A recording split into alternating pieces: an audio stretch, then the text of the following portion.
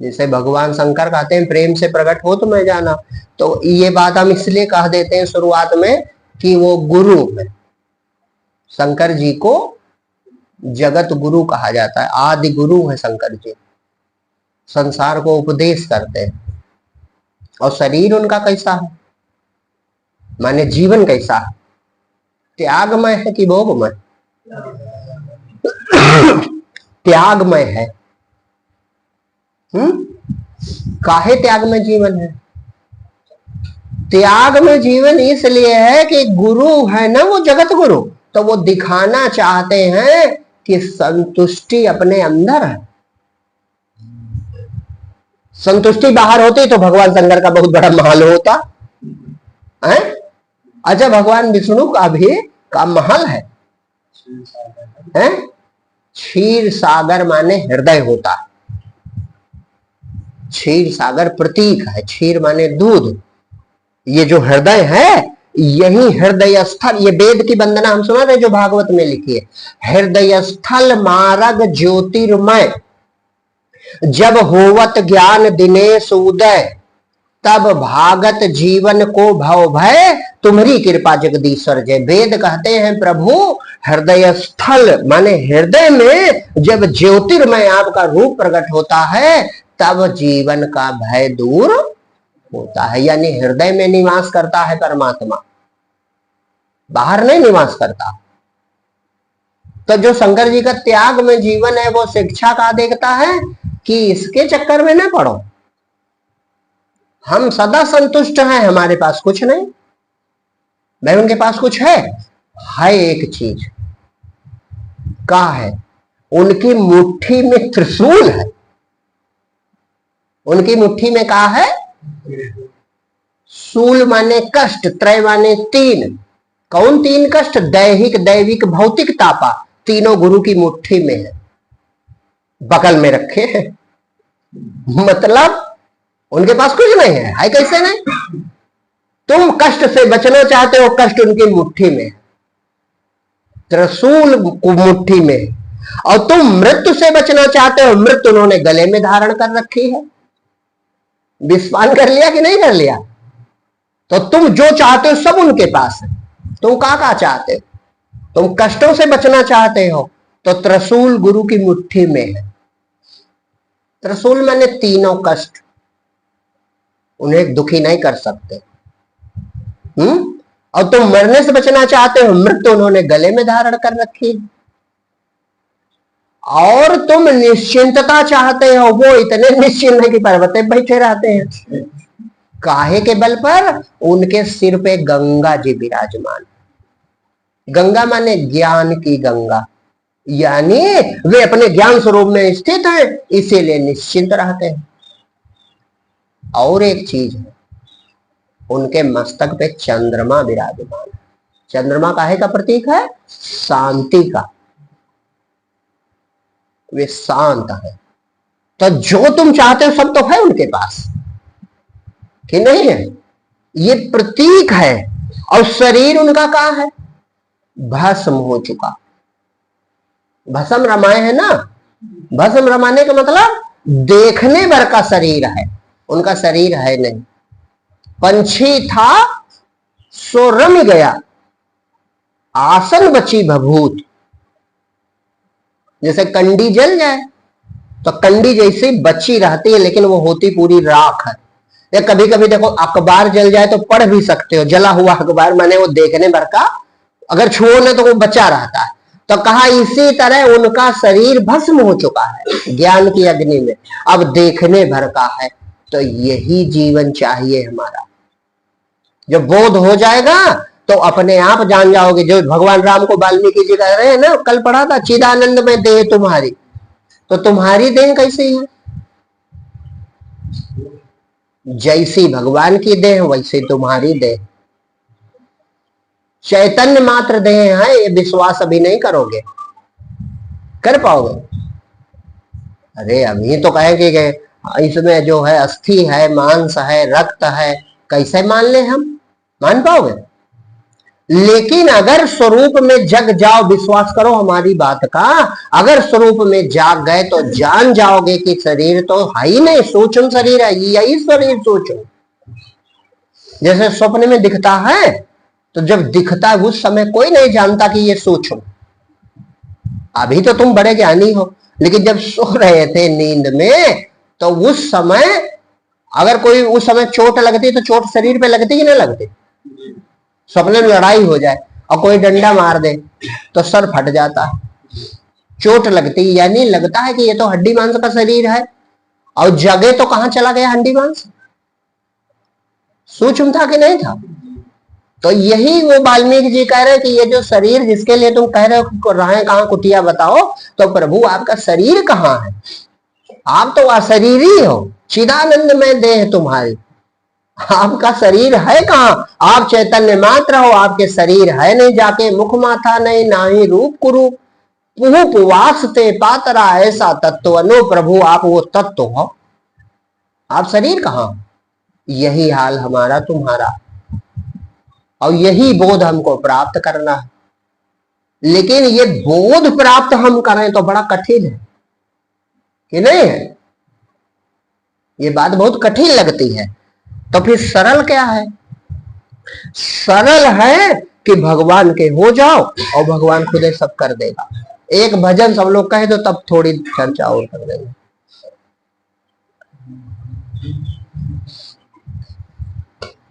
भजन इसलिए कि वो भजन भी साधना का ही है। ये साधना केवल यही कर लीजिए, न पार होइए न ज्ञान पाइए, जब भगवान दे देंगे सब पा जाओगे। और ये वाला ज्ञान रटने से काम भी तो नहीं बनता भाई। बाहरी ज्ञान के ज्ञानी कितने घूम रहे हैं, और ज्ञान के एको फल है उनके पास। ज्ञान का फल होना चाहिए शांति, संतुष्टि, है उनके पास। तो उनको विचार भी नहीं आता कि ज्ञान तो हमारा बेकार है जब इसका फल नहीं मिला। भाई हमने वेद रट लिए और फल ना पाए तो बेकार है कि नहीं है? वो ज्ञान व्यर्थ है। उस ज्ञान से तो अज्ञानी अच्छा। भाई हमने सब रट लिया और फिर भी हम दुखी हैं, व्यथित हैं, परेशान हैं, चिंतित हैं। और तुमने कोई ज्ञान नहीं जाना, तुम भी दुखी हो, चिंतित हो, परेशान हो। लेकिन हमसे एक चीज में ज्यादा बढ़िया हो का, हम ज्ञानी होने भरम पाले और तुम कम से कम जानते तो हो कि हमारे पास कोई ज्ञान नहीं। तो आपका दरवाजा जल्दी खुल सकता है। क्यों? क्योंकि तुम मान बैठे हो कि हमें कोई ज्ञान नहीं है। यही सर्वोत्तम बात। और हमने सब रट्टा मार लिया, वेद पुराण शास्त्र उपनिषद सब रट लिए तत्वों की तरह। तो हम बन गए ज्ञानी। अब हमारे सब दरवाजे बंद, अब कहीं झुकेंगे हम? अरे भाई हम भर ज्ञानी कौन संसार में, तो हम तो झुकने वाले नहीं। तो ऐसे ज्ञानी पार नहीं पाते। और विचार आता नहीं कि ज्ञान ये दो कौड़ी का जो हमें संतुष्ट ना कर पावे, जो हृदय में प्रेम ना पैदा करे। एक उदाहरण याद आ गया, हम बताएं। एक बार और शायद कहा था, एक बार एक दो साथी एक बाग में पहुंचे। तो बाग बहुत बड़ा था आम का। तो एक बाग जो मित्र था उसने तुरंत डायरी निकाली, पेन निकाला और हर पेड़ को देखा है और वृक्ष और जाति और फल सब लिखना शुरू किया। बहुत बड़ी बाग थी। तो बेचारा 10 बजे शुरू किया, 2 बजे तक पस्त हो गया। तब पूरी बाग की गणना वो अपनी डायरी पे कर सका। ये इतने पेड़ हैं, ऐसे ऐसे आम है, इन आमों की इतनी लंबाई, इस प्रजाति के ये स्वाद होता है, पेड़ इतना लंबा होता है, सब पूरा रट डाला, लिख ही लिया पूरा। और एक ने कहा कि या बढ़िया पके पके 4-5 आम तोड़े, खाया, वहीं सो गया। अब जब वो आए थक करके तो जगाए, कहा रे उठो, तुम देखो इतनी बढ़िया बाग हो, तुम सो रहे हो पड़े पड़े। तो वो उठा, कहा इतनी बढ़िया बाग तो सोवे ने तो कहा करें, बढ़िया छाया मिल गई, सो गए। तो कहा अरे इसमें कितने पेड़ हैं, कितने आम हैं, कितने प्रकार के होते हैं और कितनी पेड़ों की लंबाई है और कैसे कैसे स्वाद, कुछ जानते हो? तो कहा हम भैया नहीं जानते। तो कहा देखो सब हम नोट कर लाए डायरी में। और दिखाया, उसने पूरी डायरी भर डाली 4-5 घंटे में। कहा भैया बड़ी मेहनत की है। तो अरे पस्त हो गए, अब चलो कहीं पानी पिया जाए। तो कहा हम तो नहीं पछता, हम बड़े मजे में हैं और खूब तृप्त भी हैं, प्यास भी नहीं लगी। कहा तुमने कहा गया? कहा हमने आम जाना, तुमने आम के बारे में जाना और हमने आम जाना। हमने भैया 5 पके पके आम तोड़े और खाए, पेट भर गया, सो गए।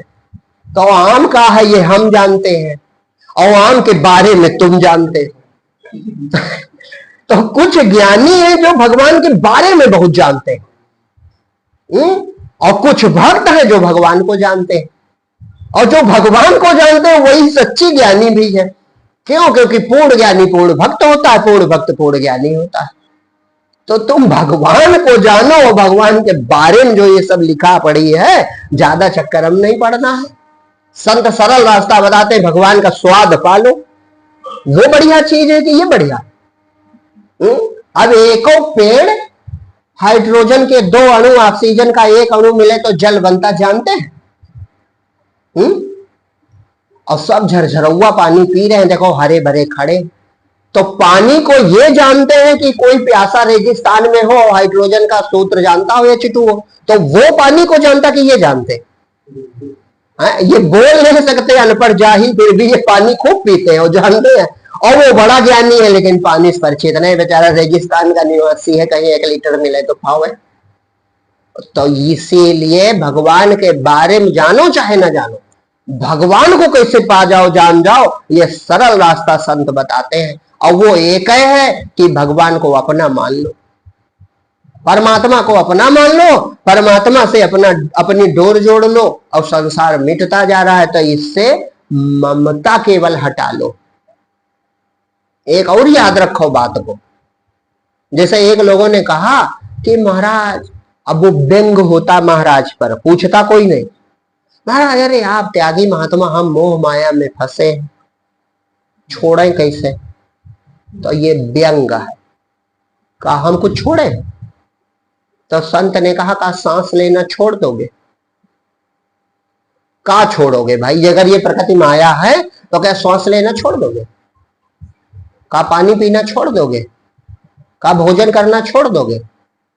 तो क्या तुम त्याग सकते हो भाई? क्या त्यागना चाहते हो जो पागल बने बैठे हो कि हम त्यागी नहीं है, हमारे जीवन में क्या त्यागोगे? कुछ त्याग सकते हो?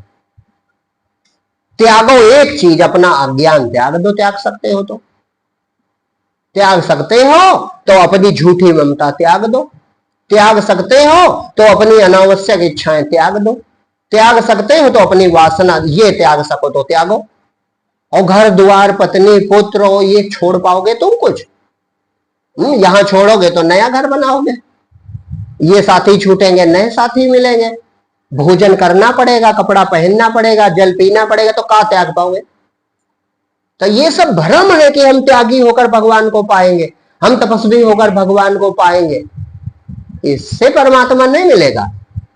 संत के पास जाने से मिल जाएगा। भगवान राम ने इसीलिए कहा संतों के पास चले जाओ, उनको चाबी मालूम होती है, वे रास्ता जानते हैं, वे तुम्हारी चाबी खोल देंगे, रास्ता बड़ा सरल बताएंगे। जैसे मीराबाई रोती है, क्या कहती है? मैं हरि से मिलूंगी कैसे जाए, गली तो चारों बंद पड़ी। प्रभु से मैं कैसे मिलूं, चारों तरफ से रास्ते बंद पड़े, हमारा देवर दुश्मन बना बैठा है, घर के बाहर नहीं निकलने देता, अपने कुटुंबी ही शत्रु बन गए। ऐसी दशा में परमात्मा को हम कैसे पावे? मीराबाई की कथा में ये लिखा है कि मीराबाई जी ने एक पद लिखा था, हमें याद नहीं है, तो उसमें ये लिखा था कि सब हमारे परिवारी कुटुंबी दुश्मन बन गए हैं, तो ऐसी दशा में गोसाई जी कोई रास्ता बताओ हमें। अच्छा, गोस्वामी जी उस समय के सबसे बड़े संत थे, बड़ा नाम इनका था, चूंकि रामचरितमानस की कथा कहा करते थे तो बहुत प्रसिद्ध थे। तो मीराबाई ने चिट्ठी लिखी कि गोसाई जी हमें कोई रास्ता बताओ, और हमारे तो परिवारी कुटुंबी दुख, मतलब हमें दुख देने लगे। तो गोस्वामी जी ने उनको जो पत्र लिखा था वो एक पद हो गया, विनय पत्रिका का पद है वो।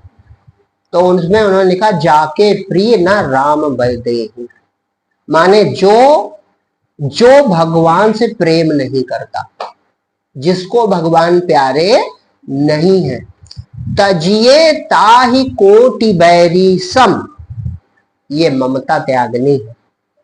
अगर त्यागना है तो क्या त्यागना है? ममता, जो चीजें छूट जाने वाले उनमें मेरेपन का भाव त्याग देना। कहा तजिए ताहि कोटि बैरी सम, यद्यपि परम स्नेही जाके प्रिय न राम वैदे। पिता तजो प्रहलाद विभीषण बंधु भरत महतारी, प्रमाण दिया कि देखो भरत ने अपनी मां का त्याग कर दिया, मां का त्याग किया था, ममता त्याग दी। प्रहलाद ने अपने पिता की ममता त्याग दी, विभीषण ने अपने बड़े भाई की ममता त्याग दी। तो जो भगवान के मार्ग चलने में बाधा बने वो हमारा साथी नहीं हो सकता। ये त्याग देना है और प्रेम कर लेना है केवल परमात्मा से। सिर्फ एक ही काम करना है, अपना जो प्रेम करने की शक्ति है ये भगवान ने दी है सबको। हम प्रेम का तो रूप बदला है जिसको मोह कहते हैं, और प्रेम का रूप बदला जिसे राग कहते हैं, प्रेम का रूप बदला जिसे आसक्ति कहते हैं। ये सब है प्रेम ही। क्योंकि वो परिवार में हो गया तो मोह कहलाने लगा, परिवार में हो गया तो आसक्ति कहलाने लगा, विषयों में हो गया तो राग कहलाने लगा, और इधर से हट के भगवान में लग जाए तो यही प्रेम बन जाए, यही प्रेम बन जाए, यही कल्याणकारक हो जाए। क्योंकि परमात्मा सच्चा प्रेमी है। जिस तरह पिता माता बेटे के सच्चे प्रेमी होते,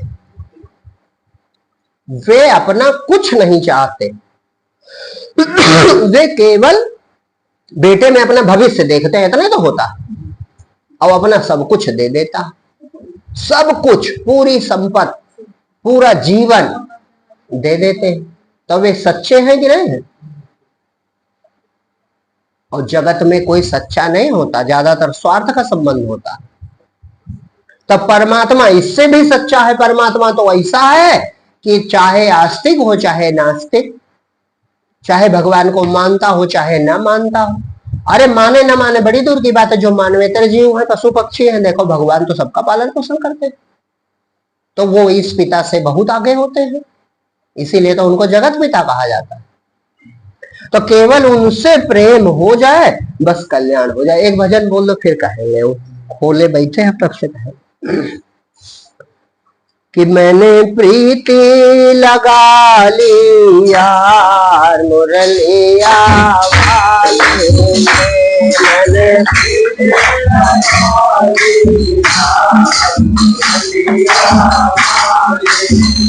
मैंने प्रीति लगा ली यार मुरलिया वाले से,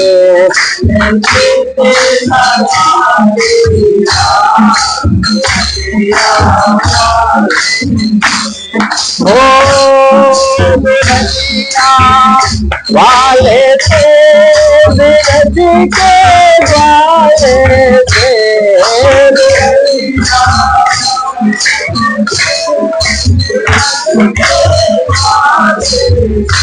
मैंने प्रीति लगा लिया वाले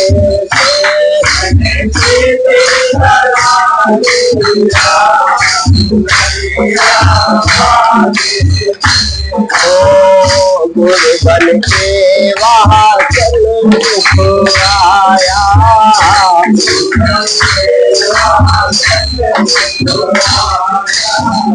मैं मूरख पहचान न पाया।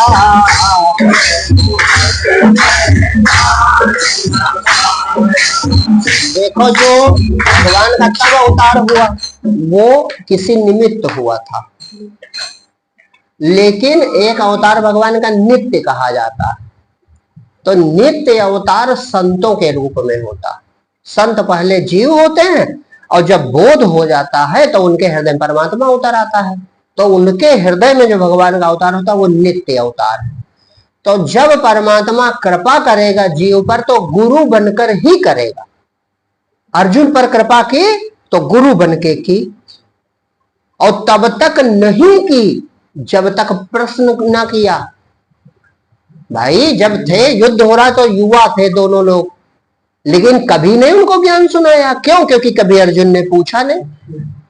तो तुम संत के साथ सो जागो उठो बैठो, जरूरी नहीं तुम्हें बोध हो जाए।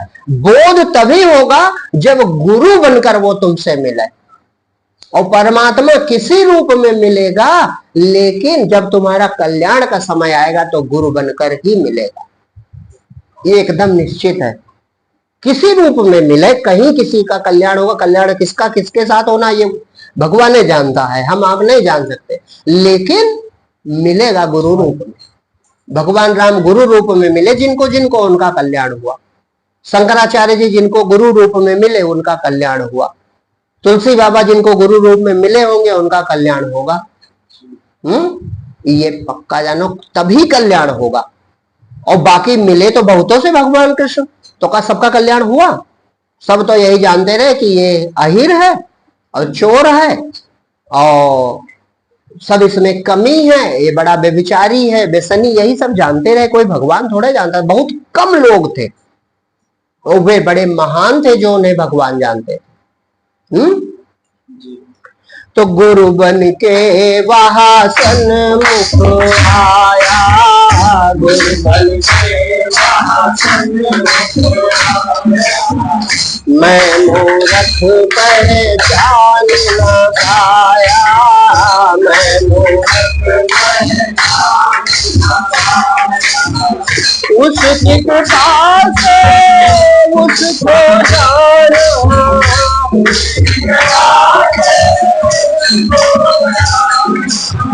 और एक और बात है, भगवान से जब तक अज्ञानी नहीं बनोगे तब तक वो आपका गुरु नहीं बनेगा।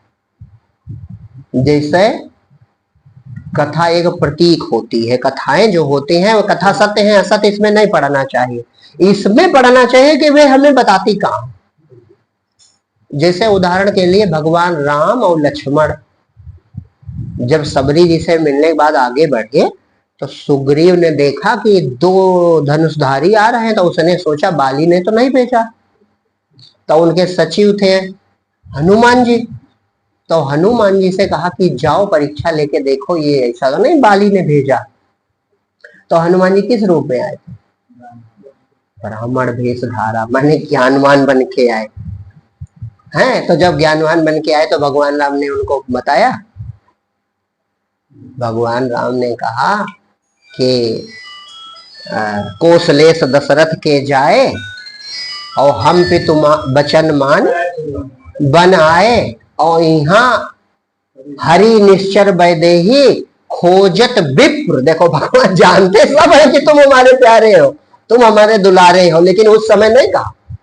कहे तुम नहीं शुरुआत करोगे तो परमात्मा नहीं करेगा, शुरुआत हमें करनी पड़ेगी। वो उदासीन रहता है, ये भगवान का स्वभाव, वो हमेशा उदासीन रहता है। जो जिस भाव से भजता है, भगवान कहते मैं उस भाव से भजता हूं। तो जितनी देर वो जांच करते रहे तो कहा खोजत विप्र, फिर हम तो यही अरे ब्राह्मण देवता हमारी पत्नी खो गई है, उसे ही हम खोज रहे हैं। लेकिन वो तो भक्त थे, वो तुरंत पहचान गए कि ये तो प्रभु है। तो जैसे अज्ञान प्रकट किया, उन्होंने कहा प्रभु हम जीव हैं, भक्त की इतनी पहचान है, तुम हार जाओ भगवान मिल जाए तुमको, तुम हारते नहीं हो, यही तो कमी। करते हो भगवान के सामने पूजा और हारते नहीं हो। अरे पूजा करबे ना करो, हार जाओ, तुम कुछ ना करो, हम किस लायक है प्रभु करने के लिए? हार जाओ, देखो तुरंत ना प्रकट हो तो बताओ। हनुमान जी ने किया कुछ ने, तुरंत हार गए। कहा प्रभु मोर न्याव में पूछो साई। अरे प्रभु जीव तो अज्ञानी होते हैं, तो हम तो जीव हैं, हम आपके दास हैं, हम पूछ ले तो काहे हम हमारा अपराध देखते हो आप? मैंने काहे बेपर्दा नहीं हो रहे हो, काहे हमसे दूर हो? आपको तो गले लगाना चाहिए, अरे हनुमान तुम विप्र बन के क्यों आए और तुम प्रभु दूर खड़े।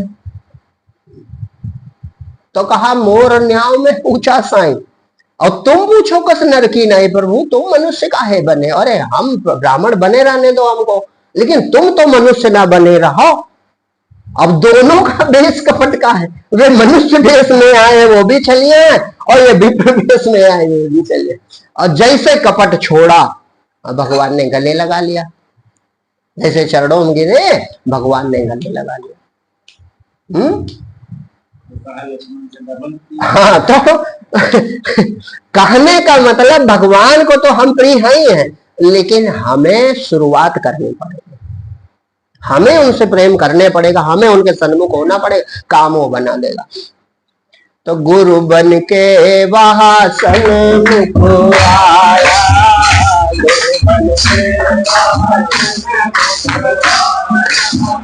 मैं मूर्ख पहचान न पाया, मैं मूर्ख पहचान न पाया, उसकी कृपा से उसको जाना,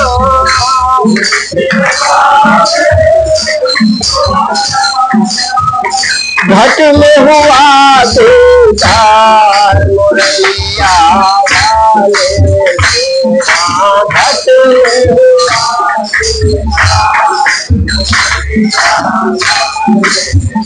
मैंने प्रीत लगा लिया मुरैया वाले, मैंने प्रीत लगा लिया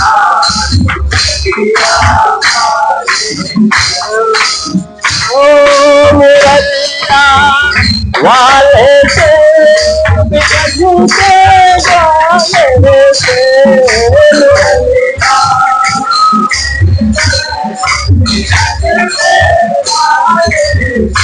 मैंने प्रीत लगा लिया मुरैया वाले से,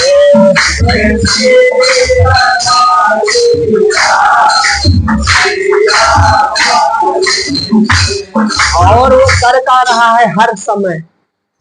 कीर्तन की बंसी फूक बजाता, तन की बंसी फूक बजाता, उंगली पर वह सबको नचाता, उंगली पर वह सबको नचाता, उसकी मुरली की धुन पर, उसकी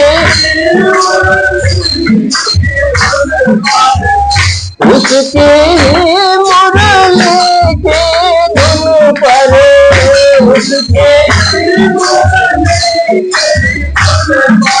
चिरच रहा संसार मुरैया वाले, चिरच रहा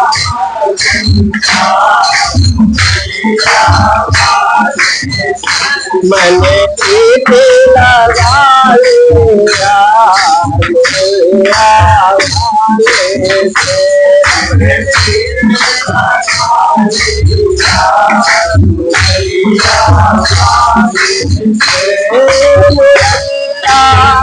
वाले से बिरजू के गाने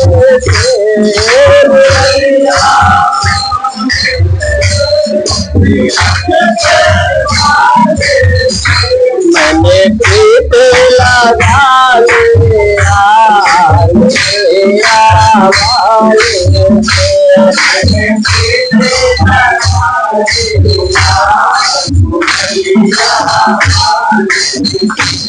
उसके ही मुरली की धुन पर थिरक रहा संसार, ये परमात्मा ही ध्वनित हो रहा। कहते नहीं भगवान बांसुरी बजाते तो उनकी बंसी ही बज रही, उसी की ध्वनि है ये पूरा संसार।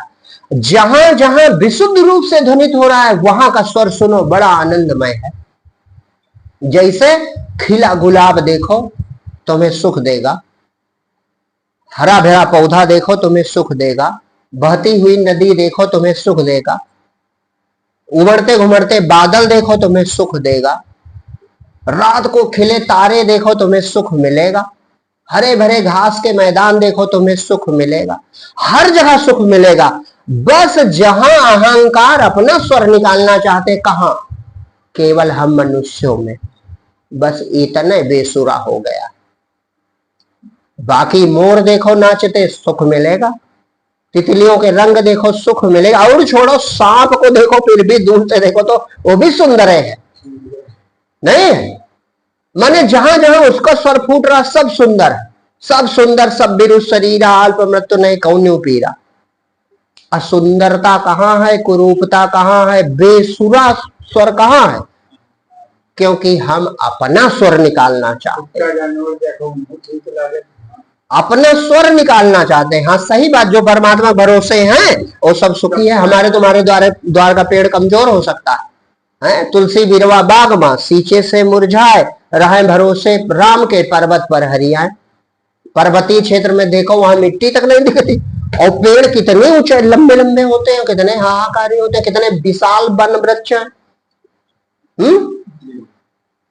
तो सब जगह परमात्मा की ही मुरली बज रही, माने वही ध्वनित हो रहा, लेकिन हम अपने अंदर उसका स्वर नहीं निकलने देते।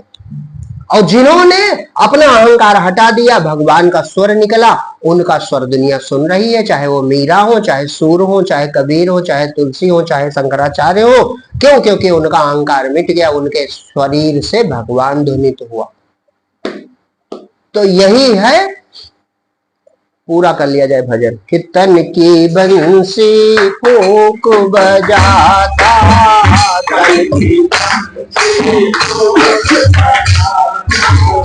उंगली पर वह सबको नचाता,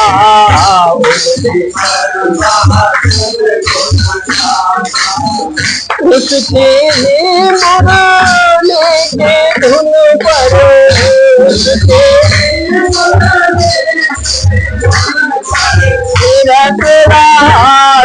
संसार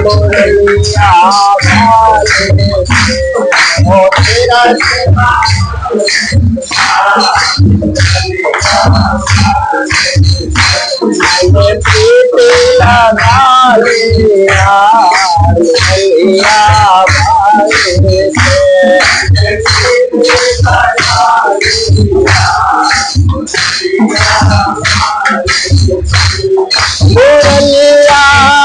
वाले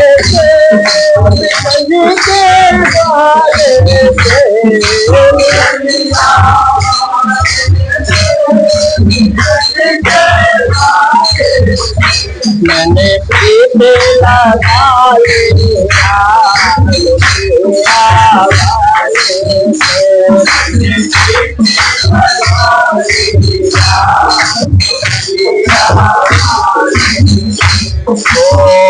मगन रहूं कभी देख निराले, मगन रहूं कभी देख निराले, पियो प्रेम रस में मचोवाले, पियो प्रेम रस में मचोवाले, योगी हुआ परम रस भोगे,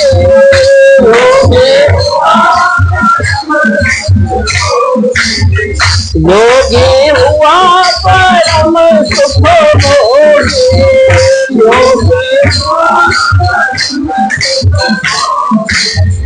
त्यागी सब संसार मुरलिया गाए, वो त्यागी सब संसार मुरलिया गाए, मैंने प्रीत लगा लिया मुरलिया वाले से, प्रीत लगा लिया मुरलिया वाले से,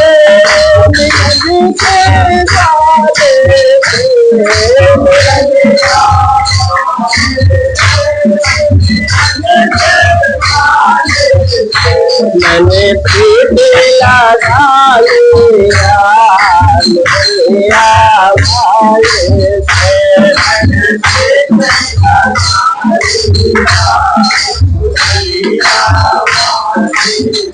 मैंने प्रीत लगा लिया मुरलिया वाले से, मैंने प्रीति लगा ली यार मुरलिया वाले से। माने भगवान में हमारा प्रेम हो जाए किसी तरीके से, किसी तरीके से भगवान में हमारा प्रेम जब बस सब काम आपका बन जाए, ये पक्का मान लो।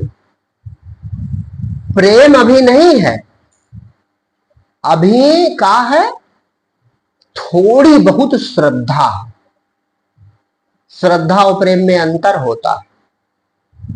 थोड़ी बहुत श्रद्धा है, थोड़ी बहुत का मतलब पूर्ण श्रद्धा भी नहीं है, डिग जाएगी। देखो ना, आदमी थोड़ा सा विपरीत होने लगता है, थोड़ा आपका सब काम बन रहा है तो बड़ी श्रद्धा है, और अभी थोड़ा काम टेढ़ा हो जाए तो श्रद्धा भी हिल जाएगी आपकी। और हिलनी नहीं चाहिए। भक्ति दूसरी चीज है। भक्ति जो है वो ये नहीं सिखाती कि हम सुखी ही रहेंगे। भक्ति ये सिखाती है सुख आवे चाहे दुख, हम सम रहेंगे, हम समता में रहेंगे। कर्ण जो है, कर्ण वो भगवान से कहने लगा कि देखो तुम भी राधे कहे जाते हो, हम मैं भी राधे कहा जाता हूं। कर्ण की मां का नाम राधा था, तो इसलिए राधे माने राधा का। अब ये राधा के पति हैं, या राधा के भगवान है, राधा के मालिक हैं, और वो राधा का पुत्र है। तो कहा हमारे जीवन में प्रभु कुछ अच्छा नहीं हुआ।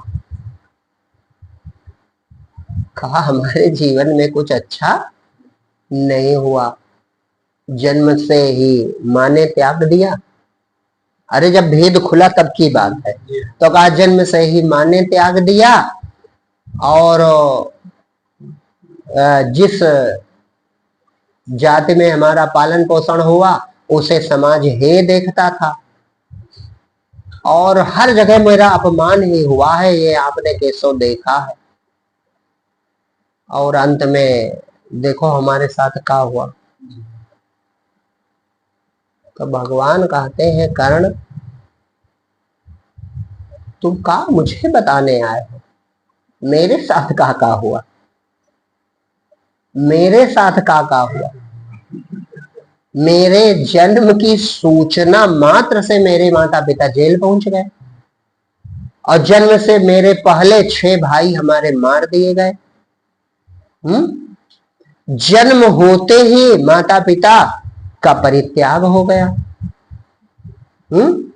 हथगड़ी टेढ़ी पड़ गई। 3 दिन की उम्र में पूतना आ गई। चौथे दिन तृणावर्त आ गया। क्रमशः असुरों की झड़ी लगी रही, और आज तक उससे छुट्टी नहीं मिली है। तो तुम हमें कौन सा अपना दुख बताते। अब परमात्मा हो करके वे समस्याओं से लड़ रहे हैं, जीत रहे हैं, कि समस्या मिटा रहे हैं? लड़ के जीत रहे हैं। ये जीवन है। यही तो हमें सीखना है और यही तो जानना है। हम वो फिल्म बहुत अच्छी मानते हैं जिसमें हीरो को बड़ा कष्ट हो, बड़ा संघर्ष हो, बड़ी लड़ाई हो, और वो सबसे पार पा जाए, तब फिल्म बड़ी अच्छी। और जैसे जीवन के कष्ट खत्म, समस्या खत्म, लड़ाई खत्म, पिक्चर खत्म। खत्म पिक्चर नहीं होती, हम पहले उठ के चल देते हैं, पिक्चर खत्म हो गई। क्या होता है? समस्या खत्म, लड़ाई खत्म, संघर्ष खत्म, दुख खत्म, पिक्चर खत्म। तो तुम अपना जीवन खत्म ही चाहते हो का? क्या चाहते हो कि जीवन हमारा खत्म हो रहा है? अरे आनंदित तो तुम संघर्ष को जीतते हुए जब देखते तब तुम्हें मजा आता है, ताली बजाते हो, वाह क्या बात है। दुख पर जब विजय पाता है अभिनेता तब तुम खुश होते हो। जब वो अपने जीवन के कष्टों पर विजय पा लेता, उस पर पैर रखकर खड़ा हो जाता, तब तुम कहते हो वाह कितना बढ़िया एक्टिंग की, बड़ा सुंदर रहा। और अपने जीवन में थोड़ा भी फोड़ा आया, अब रोने लगे, भगवान हमें मिले राम तुमका। होता है कि नहीं होता? का तुम्हारे बिगाड़े रहन प्रभु, हमका ये फोड़ा दे दियो। रोने लगते हो कि नहीं रोने लगते? और परमात्मा जो आए इस संसार में तो स्वयं जन्म से मृत्यु पर्यंत कितने संघर्ष जीतते रहे। और सुनो कितनी अद्भुत बात है, अगर शिक्षा लेना चाहो, इतने संघर्ष, इतने कष्ट, इतने दुख मानवीय दृष्टि से देखा जाए तो कैसा है? वो व्यक्ति चैन की बांसुरी बजाता है और दूसरों को निर्भय बनाता है, दूसरों के दुख मिटाता है, लेकिन अपना दुख किसी को नहीं सुनाता। नहीं, कुंती बुआ के पास पहुंचाता, कहा था देखो भीम बलवान है और 5 भाई हो, चलो हमारी मदद करो। वे 5 भाई होकर भी मदद मांगने आते हैं और वो अकेला जो परमात्मा है वो किसी से सहायता नहीं मांगता, अपितु सबकी सहायता करता है। तो ये कुछ शिक्षा देता है जीवन का, शिक्षा देता है कि संघर्षों से तो लड़ना है हमको, विपरीत परिस्थिति हमको जीत लेनी है, तभी तो हम मनुष्य हैं। कि हम गलत कह रहे हैं, ये जो हम बातें कह रहे हैं यही सही बातें हैं कि हम गलत बोल रहे हैं? और भक्ति किस काम आएगी? भक्ति आएगी सम रहने में, सुखे दुखे समाकृत्वा लाभा लाभो जया जय। जब आत्मबोध हो जाएगा, जान जाओगे जगत स्वप्न मात्र है, जगत में हमें प्रभु के अलावा कुछ नहीं है, सब एक परमात्मा का ही सब खेल है, स्वप्न है स्वप्न। जब ये बोध रहेगा तो दधीच मुनि की तरह जीवन दान देते हुए हिचकोगे नहीं। आज कोई आवे कहे भैया तुम मर जाओ अपनी आंखें हमें दे दो, तो हम नहीं दे पाएंगे, या जिंदा रहो एक ही आंख दे दो, नहीं दे पाएंगे। और देवता आए, देवता और देवता मिलके कहते हैं मुनिवर आपने बड़ा तप किया और इतना तप किया है तुम्हारी हड्डियां बहुत मजबूत हो, तो अगर तुम अपनी अस्थियां दे दो तो हम असुरों को मार डालें। वो कैसा महापुरुष रहा होगा कि एक बार में उसने कहा अच्छा ठीक है हमारा शरीर तुम्हारे काम आ सकता है, बैठ गए ध्यान में, समाधि में शरीर छोड़ दिया। और उन्हीं अस्थियों से, छोटे देवता नहीं थे, भगवान विष्णु का सारंग धनुष, शंकर भगवान का पिनाक और इंद्र का वज्र उसी महात्मा की अस्थियों से बना, और तब देवासुर संग्राम जीत पाए। ये थे दधीच मुनि। कौन कर पाएगा? वो कर पाएगा जो आत्म बोध में स्थित है, जिसके लिए जगत हो गया खेल तमाशा मनके में। अभी दधीच मुनि का रोल मिले तो कर पाओगे कि नहीं कर पाओगे? खुशी खुशी करोगे। काहे? वहां जानते हो सब झूठा है। बस यही तो आत्मज्ञान भक्ति का फल है कि जान जाओ सब झूठा है। जय जाने जग जाए हेराई, जाने जता स्वप्न भ्रम जाई। भगवान के हो गए, आत्म बोध हो गया, जान गए, जगत हो गया खेल तमाशा मन के मिटे बवाल, काल मेरा क्या कर पाएगा। तो जो शेष जीवन बचेगा वो बड़ा अनोखा होगा, वो बड़ी मौज का होगा। जैसे हम कभी कभी पूछा करते हैं पिक्चर में बताओ सुख होता है दुख, पिक्चर में अभिनेता सुखी जीवन लेता है कि कष्टप्रद जीवन लेता है? ज्यादातर कष्टप्रद समस्याओं से ग्रस्त होता, तभी अच्छी पिक्चर बनती है। नहीं तो कैसा कहे नहीं नहीं रिक्शा वाले रोल तो हमने करे, हमें राजा बनाओ। कभी कहता है? काहे? उसमें एक बात छुपे, वो जानता है ये झूठा है, अभिनय मात्र है।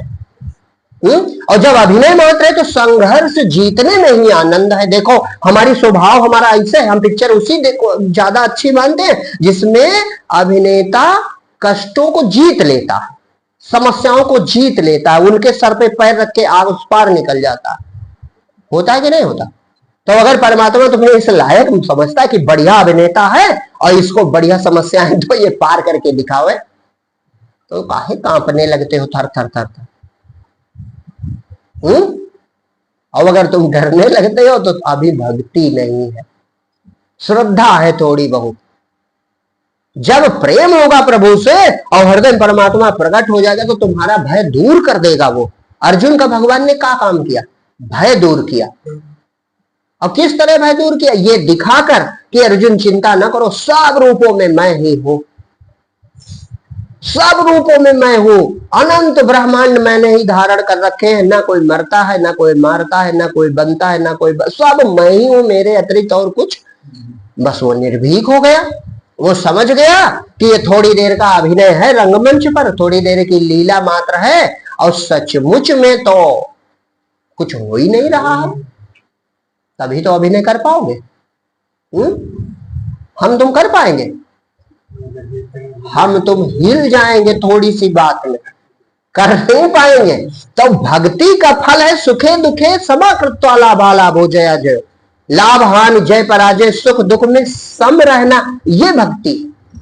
और केवल जीते मिले हार ना मिले, केवल सुख है मिले दुख ना मिले, केवल माने मिले अपमान ना मिले, तब तुम भक्त नहीं हो। तब तो स्वार्थी है हम, भक्त कहां हुए? अरे दोनों हो फिर भी तुम प्रभावित ना हो, तब समझो तुमको ऊंची दशा प्राप्त है, प्रभु कृपा प्राप्त है। अंदर तुम बलवान हो, तुम आत्म बली हो, बाहरी बल तो झूठे हैं, नहीं है। और बाहरी बल ही आदमी ढूंढता है, पद ऊंचा हो जाए तो बलवान हो जाए, धन अधिक हो जाए तो बलवान हो जाए, घर परिवार बहुत मजबूत हो तो बलवान हो जाए, हमारा साथी कोई बहुत बड़ा शक्तिशाली हो जाए तो बलवान हो जाए। और ये बल टिकेंगे एक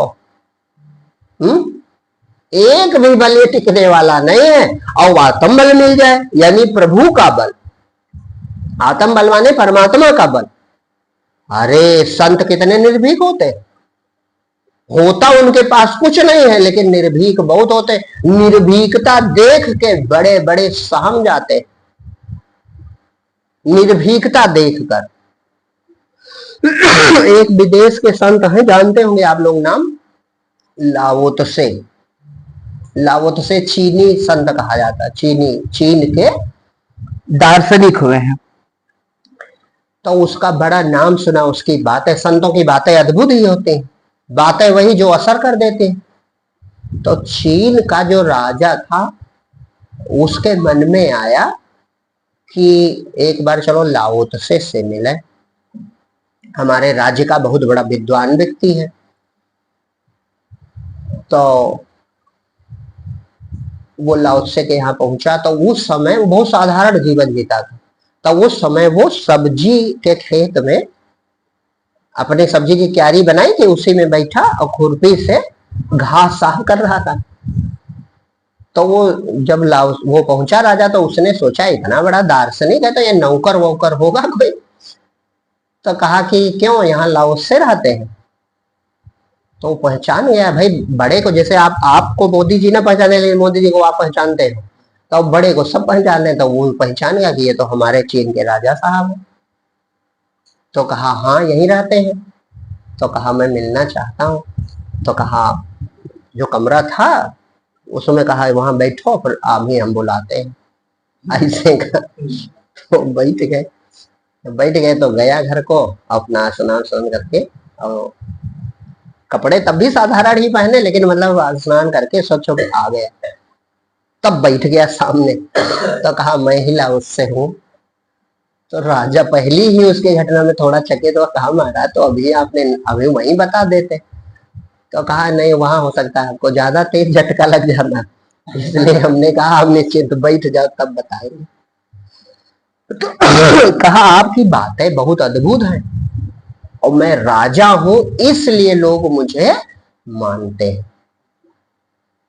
देखो दो प्रकार का मानना होता है। उसने कहा कि मैं राजा हूं इसलिए लोग मुझे मानते हैं, तो मेरे मानने का कारण राज सिंहासन। वे मुझे नहीं मानते, वे राजा को मानते हैं। मैं पद से हट जाऊंगा, कोई दूसरा राजा बन जाएगा, वे उसे मानने लगेंगे, मैं आम आदमी बन जाऊंगा। तो कोई मुझे मानता, और वो विवेकवान था, बुद्धिमान था वो, तो समझ गया कि बात को कि भाई मानते हमें अगर है तो बाद में माने तो हम जाने, भाई राजा के पद से हम हट जाएंगे तो हमें कोई मानेगा।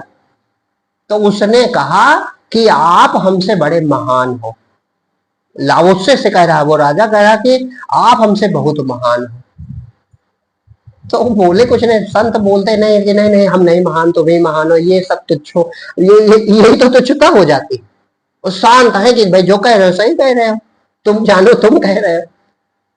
तो कह रहा कि आप हमसे महान हो और हमारी महानता कोई नहीं है, बस हमें चीन के लोग मानते हैं, मान लो, तो इसलिए कि मैं राजा हूं। पद को मानते हैं, हमारे पद को, और पद से हट जाऊंगा तो मेरी बात कोई। और आप में कौन सा ऐसा गुण है, कौन सा ऐसा प्रभाव है कि आपको पूरा चीन मानता है, उसका ही धर्म चलता है। अब हम इस समय नहीं जानते, लेकिन हमने ये बात पढ़ी है। उसने ताओ एक धर्म कहा, ताओ कहा उसने परमात्मा को। तो अब कुछ जीवन जीने के सूत्र उसने दिए, वो लोग वहां आज भी मानते होंगे, ये हमने सुना है। तो कहा आपको तो पूरा देश मानता है सचमुच, क्योंकि आपके कोई पद तो है नहीं, ना कोई पद है, ना कोई प्रतिष्ठा, ना कोई अन्य कारण है, कारण एक आपका ज्ञान है। तो आप ऐसे कैसे हो, आप ऐसे कैसे हो? तो ताओ ने एक ताओ कह रहे लाओसे ने एक बात कही, उसने कहा कि जो अपने मन को जीत लेता है, जो अपने मन को जीत लेता है वो पूरे संसार को जीत लेता है। ये बात उसने कही होगी अपने राम कथा में। भगवान राम विभीषण से भी यही कहते हैं, वहां भी वो यही कहते हैं। जब वो देखते हैं कि रावण रथी विरथ रघुवीरा, वो देखते हैं रावण रथ पर सवार है, भगवान राम नीचे है, ये तो जीत जाएगा, तो बड़े दुखी हो जाते विभीषण जी। तो वो कहते हैं प्रभु देवताओं से विमान ले लो आप। तो वहां पर भी भगवान राम एक अद्भुत रथ की बात करते हैं। सौरज धीरज द्विरथ चाका, सत्यशील दृढ़ ध्वजा पताका। तो वहां भी वो यही कहते हैं परम अजय संसार रिपु, यानी ये संसार जो तुम्हारा मन चाहता है यही तुम्हारा शत्रु है। जीत सके सो वीर, जो अपने मन को जीत ले यानी दुनिया न चाहे वही सबसे बड़ा वीर है। तो वही लाओ से कहता है कि जो अपने मन को जीत ले वो पूरी प्रकृति को जीत सकता है, पूरा संसार समझो जीत गया।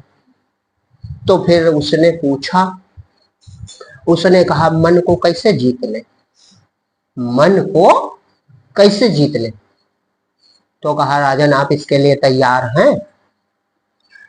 तो कहा कि आज तो हम कम समय है हमारे पास। उन्होंने सोचा कोई काम बताएंगे, तो कहा ठीक है फिर आप अगले दिन जब समय हो तो आइए। तो ये दूसरे दिन वो राजा पहुंच गया, क्योंकि सच्चा जिज्ञासु था। तो जब पहुंच गया तो 20 पेड़ लगे थे फूल के। तो उसने कहा मैं घास साफ कर रहा हूं, हमारा काम है, और तुम ऐसा करो इन 20 पेड़ों को जल दो, लेकिन जल देते समय एक शर्त है कि कोई विचार न करना, कोई विचार न करना। और 20 को पानी दे तो बस जैसे आप आओगे मैं मन जीतने का रास्ता तुम्हें बता दूंगा, तो मन ही जीत जाओ। तो कहा इतना सरल रास्ता है? तो कहा हाँ। तो कहा पानी देने में क्या, अभी मैं डाले देता हूं। तो कहा लेकिन ये याद रखना कोई विचार ना करना, पूरा पानी ही देना, पानी देते समय और काम ना करना। और एक बढ़िया पानी डालने वाला दिया, कहा इसमें इतना पानी है कि 20 में पड़ जाएगा, और अगर विचार आ जाए तो फिर से गिनती शुरू करना, ये शर्त है। मान लो विचार आ भी जाए, गलती हो भी जाए तो दूसरा प्रयास करो, फिर से शुरू करो, और 20 पेड़ों में पानी दे दो और तुम्हें विचार कोई ना आवे। तो राजा ने शुरुआत की, अब एक पेड़ में डाला, दूसरे में डाला, फिर कहा ये अद्भुत काम दिया, इसने तो नौकर बना के रख दिया, मैं राजा हूं। तब होश आया, अरे विचार नहीं करना था। तो फिर पहले से शुरुआत की, फिर पानी डालने लगा, 1 में डाला, 2 में डाला, 3 में डाला। कहा ये अच्छा, हमको लगता मूर्ख व्यक्ति तो नहीं है, हमें भी मूर्ख बना। फिर याद आया, अरे हम तो विचार करने लगे, फिर लौट आया, फिर डालने लगा। तो कहते हैं कि इसी तरह दिन भर वो करता रहा, शाम हो गई लेकिन 20वें पेड़ तक न पहुंच पाया, 20वें पेड़ तक पहुंच ही नहीं पाया। लेकिन एक राजा में अच्छाई थी कि ईमानदार था, नहीं ईमानदार ना होता तो डाल के चला आता, कहता 20 डाल दिया, नहीं कुछ विचार किया, भाई झूठ बोल देता। लेकिन एक उसमें सच्चाई थी कि वो सच बोलता था। तो वो आया और शाम हो गई तो थक गया। तो लाओसे ने पूछा, कहा पानी डाल पाए? तो उसने चरण पकड़ लिया, कहा आपका छोटा काम भी मैं नहीं कर पाया, आपका छोटा सा काम भी देखने में बहुत छोटा लगता था, ये काम भी मैं नहीं कर पाया। तो कहा आप पानी नहीं डाल पाए? तो कहा पानी तो डाल सकता हूं, लेकिन बिना विचार के पानी नहीं डाल पाया। कभी ना कभी विचार आता और फिर मैं लौट जाता, कभी ना कभी विचार आता, तो कभी कभी 10-11 पेड़ों तक पहुंचा, लेकिन फिर लौट आया, तो इसी तरह लौटता रहा, शाम हो गए। तो कहा तुम मन जीतने के बहुत करीब हो, तुम मनोजय के बहुत करीब हो। क्यों? क्योंकि सत्यवादी हो, एक गुण है आप में राजा।